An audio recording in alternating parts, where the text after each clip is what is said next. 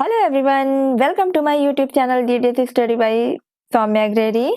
आज हम लोग फिर से वही क्वेश्चन आगे देखेंगे, कंटिन्यू करते हैं।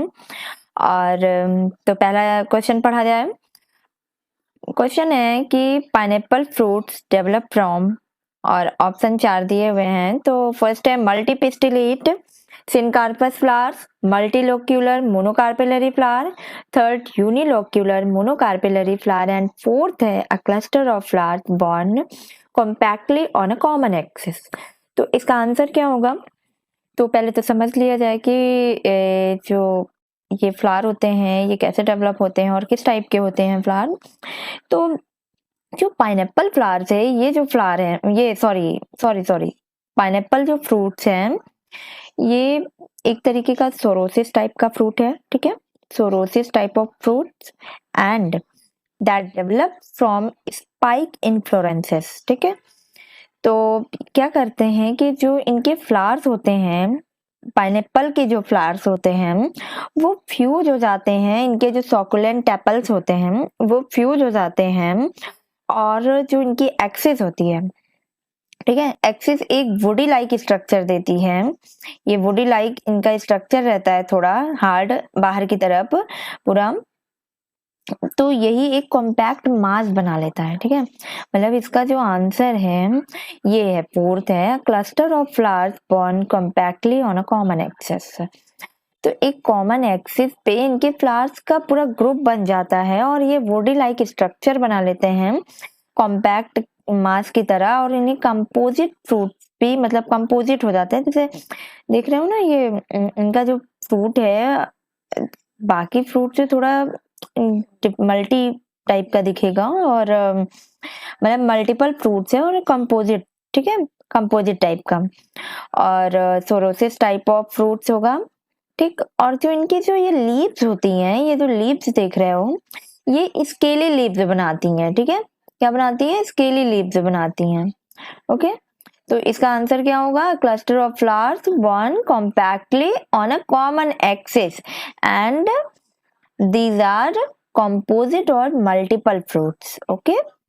तो pineapple is a sorosis type of fruit, ठीक है।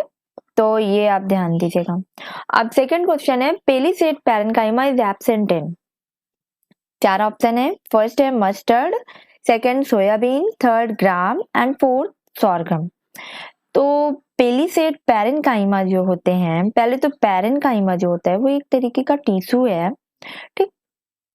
हम लोगों ने प्लांट में पढ़े थे, प्लांट टिश्यू होते हैं। और पैरेन्काइमा जो है वो आप 2 टाइप का लीफ में पढ़ोगे, एक पेलिसेड पैरेन्काइमा और दूसरा स्पॉन्जी पैरेन्काइमा। तो जो पेलिसेड पैरेन्काइमा होते हैं ये क्या होते हैं? तो पैरेन्काइमा जो होता है वो कॉर्टेक्स पार्ट बनाएगा, जो एपिडर्मिस के नीचे वाला पार्ट होता है। ये आपकी रही एपिडर्मिस, ये कौन सा पार्ट हुआ? ये एपिडर्मिस हो गई है, ठीक है। और इसके नीचे जो ये कॉर्टेक्स टाइप ऑफ स्ट्रक्चर होता है, ये कॉर्टेक्स स्ट्रक्चर होता है, और ये ऐसे रेक्टेंगल मतलब एलोंगेटेड टाइप के स्ट्रक्चर होते हैं जस्ट एपिडर्मिस के नीचे। तो ये पैरेन्काइमा का स्ट्रक्चर होता है, ठीक। स्पॉन्जी जो होते हैं, स्पॉन्जी आपको ऐसे राउंड शेप में दिखेगा, ठीक है, राउंड शेप में आपको बिखरे बिखरे दिखेंगे, ठीक है। और ये देख रहा हूँ, तो जो ये पेलिसेड, ये तो आपका पेलिसेड हो गया एपिडर्मिस के नीचे। ये सब क्या करते हैं? फोटोसिंथेसिस के एरिया पाए जाते हैं इसमें, ठीक है, लीव्स में होते हैं। तो क्या होगा कि palisade parenchyma is absent in, not present in, is absent इन, किसमें नहीं पाया जाता है। तो इतना जानिए आप, पेलिसेड पैरेन्काइमा मोनोकॉट प्लांट में, जितने भी मोनोकॉट प्लांट हैं उसमें पेलिसेड पैरेन्काइमा या स्पॉन्जी पैरेन्काइमा नहीं होते हैं। मतलब ये होता है कि जो पैरेन्काइमा का स्ट्रक्चर होता है वो मोनोकॉट प्लांट में डिफ्रेंशिएट नहीं होते हैं पेलिसेड और स्पॉन्जी में। मतलब एक ही टाइप का उनको स्ट्रक्चर दिखेगा, एक ही टाइप के स्ट्रक्चर होंगे, वो ऐसे डिफ्रेंशिएट नहीं होते हैं मोनोकॉट में, ठीक। तो मोनोकॉट प्लांट इसमें से कौन सा होगा? मस्टर्ड, सोयाबीन, ग्राम, ये तो डाइकॉट हो गए, और जो सोरगम है ये आपका हुआ मोनोकॉट प्लांट, ठीक है। तो इसका आंसर क्या होगा? सोरगम होगा। ओके, मोनोकॉट प्लांट में पैरेन्काइमा डिफरेंशिएट नहीं होता है पेलिसेट और स्पॉन्जी में। मान लो अगली बार आपसे पूछ लिया स्पॉन्जी पैरेन्काइमा किस में नहीं होता है, तो बात वही हुई, चाहे पेलिसेट के बारे में पूछो चाहे स्पॉन्जी के बारे में पूछो, ठीक, तो वो आपको मोनोकॉट में नहीं मिलेंगे, यानी कि मोनोकॉट में डिफरेंशिएट नहीं होते हैं। ठीक है, तो ये आपका आंसर हो गया सॉर्गम, डी आंसर हो गया। ठीक है, तो आगे क्वेश्चन है endosperm is consumed by developing embryo in the seed of, 4 option है पी, मेज, कोकोनट एंड कैस्टर। तो एंडोस्पर्म, पहले क्वेश्चन समझ लेते हैं क्या क्या रहा है। एंडोस्पर्म कैसे इसमें बनेंगे, डबल फर्टिलाइजेशन से बनते हैं। किससे बनता है, डबल फर्टिलाइजेशन से बनेगा, और ये ट्रिप्लॉइड होगा। ठीक है, क्या होते हैं, ट्रिप्लॉइड होगा ना, ट्रिप्लॉइड होगा। डाइकॉट प्लांट में कैसे बनते हैं, डबल फर्टिलाइजेशन होगा और ट्रिप्लॉइड होगा, 3N होगा। तो कुछ प्लांट्स में ऐसे करते हैं कि जो एंडोस्पर्म होते हैं वो एम्ब्रियो के द्वारा, मतलब जो एम्ब्रियो बनता है तो एम्ब्रियो के द्वारा ये क्या करते हैं, कंज्यूम कर लेते हैं। यानी कि एंडोस्पर्म का काम क्या होता है कि न्यूट्रिशन प्रोवाइड कराना। ठीक है, न्यूट्रिशन प्रोवाइड कराना एम्ब्रियो को। तो एम्ब्रियो क्या करता है कि कभी कभी एंडोस्पर्म को पूरा कंज्यूम कर लेते हैं सीड में, और इस कंडीशन में वो सीड एक्स एल्ब्यूमिनस या फिर नॉन एंडोस्पर्मिक हो जाते हैं। ठीक, तो यानी कि नॉन एंडोस्पर्मिक यानी कि एंडोस्पर्म नहीं होता है उसमें। तो वो किस तरीके के प्लांट होते हैं, वो पी हो गया आपका, वो ग्राम हो गया, बीन हो गया, टैमरिंड हो गया, ऑर्किड हो गया, ये सब आपके एग्जाम्पल होंगे। ठीक, तो इसका आंसर क्या होगा, पी होगा। पी के अलावा कौन कौन से अगली बार दे दिया, तो ग्राम होगा, बीन होगा, और टैमरिंड होगा, ऑर्किड होगा। ठीक है, तो अब नेक्स्ट क्वेश्चन देखते हैं। In barley stem vascular bundles are, 4 option है closed and radial, second closed and scattered, third open and in a ring, and fourth open and scattered. तो यहाँ पे जो बार्ली स्टेम की बात कर रहे हैं, एक एक ऑप्शन को देखते हैं। तो यहाँ रेडियल दे रहा है, पहले क्लोज्ड एंड रेडियल। तो इतना जानो बच्चों, जो रेडियल होता है कंडीशन वैस्कुलर बंडल की, वो रूट में पाई जाती है। किस में पाई जाती है, वो रूट पे पाई जाती, सॉरी रूट इस पे लिख नहीं पा रहे हैं हम अच्छे से, तो रूट में मिलेगा आपको। ठीक है, रेडियल का मतलब ये हो गया कि जाइलम एंड फ्लोएम जो होते हैं are present and different radii alternating with each other, तो इसका एग्जांपल रूट होगा। ओके, बट सेकेंड में कह रहे हैं कि क्लोज्ड एंड स्कैटर्ड, तो ये तो इसका आंसर है फिलहाल, क्लोज्ड एंड स्कैटर्ड। फिर आगे देखते हैं ओपन एंड अ रिंग। तो ओपन एंड रिंग इसलिए नहीं है क्योंकि जो ओपन कंडीशन होती है वो डाइकॉट प्लांट में होती है, और हम क्या पढ़ रहे हैं, बार्ली एक तरीके का मोनोकॉट स्टेम है। बार्ली क्या है आपका, मोनोकॉट स्टेम है। ठीक है, मोनोकॉट स्टेम है, मोनोकॉट सॉरी प्लांट है। तो ओपन एंड इनरिंग, तो ओपन तो होगा नहीं यहाँ पे। फिर आगे यहाँ पे भी ओपन दिया है, ये भी ऑप्शन गलत हो गया। अब बचाइए क्लोज्ड एंड स्कैटर्ड। तो इतना जानो आप कि जो मोनोकॉट स्टेम होती है उसमें कंडीशन क्या होती है वैस्कुलर बंडल की, वो conjoint, collateral and closed end scatter type में होते हैं। मतलब जो ये वैस्कुलर बंडल है, ठीक है, ये आपका जाइलम एंड फ्लोएम है। ठीक है, ये आपका रहा फ्लोएम, ये रहा आपका जाइलम। तो होता क्या है कि जाइलम और फ्लोएम के बीच में मोनोकॉट में कैम्बियम नहीं होती है। क्या नहीं होती है, कैम्बियम रिंग एब्सेंट होती है।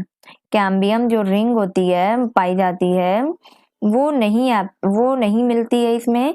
इस वजह से ये जाइलम और फ्लोएम जो हो गए वो एक दूसरे के क्लोज्ड हो गए। ठीक है, ऐसे ही आप याद रखना, कैम्बियम नहीं है इसका मतलब जाइलम और फ्लोएम एक दूसरे के क्लोज्ड हो गए, और ये स्कैटर्ड क्लोज हैं तो कहीं पे भी घूमने जा सकते हैं।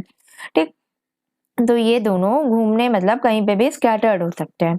बट अगर डाइकॉट प्लांट जब हम पढ़ते हैं तो डाइकॉट प्लांट में जाइलम और फ्लोएम के बीच में कैम्बियम रिंग होती है। अब कैम्बियम रिंग हो गई तो ऑलरेडी भैया जाइलम और फ्लोएम ये अलग अलग ही हो गए, ये क्लोज तो होंगे नहीं, ओपन है। ठीक, ओपन हो गए, और एक मतलब ये ओपन टाइप के होंगे डाइकॉट प्लांट स्टेम में। ठीक है, तो मोनोकॉट स्टेम में क्या होते हैं, conjoint, collateral closed end scatter type के होते हैं, बट डाइकोट स्टेम में कॉन्जॉइंट, कोलेटरल, ओपन होते हैं, ठीक, और कैम्बियम रिंग इसमें प्रेजेंट होती है, जबकि मोनोकॉट में कैम्बियम रिंग नहीं होती है। तो ये रहा आपका ये क्वेश्चन और इसके एक्सप्लेनेशन। और नेक्स्ट क्वेश्चन है की list characteristics of the flowers of, 4 option है, गुलमोहर, कैशिया, कैलोट्रोपिस एंड बीन। तो ये क्वेश्चन मैं नहीं बताऊंगी इसका आंसर, आप बताएंगे मुझे कमेंट सेक्शन में लिख करके, और मैं जब नेक्स्ट स्लाइड लाऊंगी, नेक्स्ट क्वेश्चन करवाऊंगी, तब मैं आपको इसका आंसर भी बताऊंगी और एक्सप्लेन करके बताऊंगी। तो मेरे कमेंट सेक्शन में आप जाइए और इसमें आप इसका आंसर बताइए, मैं भी तो देखूं कितने बच्चों को आता है, और इसके बाद तो मैं बताऊंगी आपको। और बच्चों, इस समय आपके पास टाइम बिल्कुल भी नहीं है, बहुत कम बचा है टाइम, तो इसलिए आप जल्दी जल्दी एनसीईआरटी को पढ़िए, बायोलॉजी के एनसीईआरटी को बार बार पढ़िए, क्योंकि एनसीईआरटी की जो बायोलॉजी है वही एक ऐसा मतलब सब्जेक्ट है जो जिसमें आप पूरे मार्क्स ला सकते हैं, 360 आउट ऑफ 360, और इस तरीके से आपकी रैंक भी बन सकती है, अच्छी रैंक आ सकती है। और बार बार एनसीईआरटी को पढ़िए, कम से कम 10-12 बार यार पढ़ डालो, क्या ही है, बहुत छोटी बुक है ये, बहुत पतली बुक है। जब आप बन जाएंगे डॉक्टर ना, तो उसके बाद आपको इतनी मोटी पड़ेगी तो लगेगा कि यार वो तो बहुत छोटी बुक थी यार, हम लोग इतना परेशान होते थे पढ़ने में। तो बस एनसीईआरटी को उठाओ, बार बार पढ़ डालो, डॉक्टर बनने जा रहे हो, हल्की चीज थोड़ी नहीं है, उसके बाद तो बहुत पढ़ाई करनी पड़ेगी। तो इसलिए बार बार आप लोग इसको पढ़िए, रिवाइज करिए, और मेरे प्लेलिस्ट में जाइए, आपको कुछ वीडियोस मिलेंगे, आप उसको फॉलो कर सकते हैं। और मेरे और भी क्वेश्चन मैं सॉल्व कराती रहती हूँ शॉर्ट में भी। तो ऐसे यार टहलते हो, कहीं जाते हो, रील देखने की बजाय आप शॉर्ट ही देख लो मेरे। तो शॉर्ट्स वीडियो में होते क्या है ना कि उसमें आप सॉल्व करोगे तो जैसे जैसे आप देखते जाओगे तो आप 3-3 का सेट या 1-1 का, 2-2 का सेट ऐसे पढ़ते जाओगे ना, तो आपके दिन में कितने क्वेश्चन सॉल्व हो सकते हैं आपको अंदाजा भी नहीं होगा। इस तरीके से आप पढ़ भी लेंगे और क्वेश्चन भी चलते फिरते तैयार हो जाएंगे। तो रील मत देखें, और उसकी जगह में आप क्वेश्चन के शॉर्ट्स वीडियो को फॉलो करें, लाइक करें और कमेंट करें, तो इससे आप में भी जोश आएगा पढ़ने के लिए, और इस तरीके से आपकी तैयारी भी बेटर होगी, क्योंकि क्वेश्चन जितना सॉल्व करेंगे उतनी क्लियरिटी आएगी, ठीक। और बाकी मैं नेक्स्ट वीडियो आपको लाऊंगी और इसका आंसर आप मुझे बताइए, और कोई भी सब्जेक्ट से रिलेटेड अगर डाउट है तो आप मुझे कमेंट में लिख करके बताइए, मैं उसको सॉल्व करूंगी। Thank you.